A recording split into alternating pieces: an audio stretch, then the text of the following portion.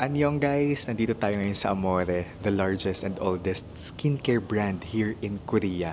And alam nyo ba, pwede tayong magpa-AI skin analysis dito. Gagawa sila ng essence or yung pang-hydrate sa skin natin based on the analysis.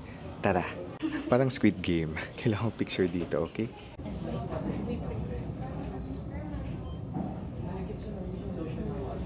Ito, iba't ibang textures. From light to rich, feel free to test them out para malaman ninyo kung anong prefer ninyo, okay? When you do the skin analysis, mangingi sila sa'yo kung ano yung type mo na texture. After ng skin test nyo guys, dito ginagawa yung manufacturing. They will make an essence based on your skin type. Sa skin test, nilagay talaga natin doon kung ano yung mga concerns natin sa skin. Ito na, yung AI skin analysis natin, may result.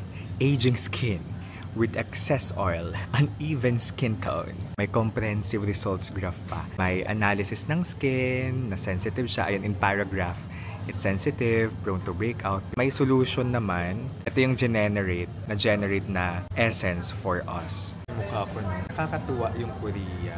Ang perfect niya for skincare. Kasi, look at this, it's very customized according to your skin type. Nag-manufacture ng essence for particular skin type. Tingnan natin kung magiging effective ito. This is the one that they see perfect for our skin. Nakakita na ng comments guys na diba nag-improve tayo ng camera pero sa skincare hindi. Pero tingnan nyo naman yung skin natin. Ayun, malapitan, nakakaloka. Baka nagulat kayo. Kamsamnida amore!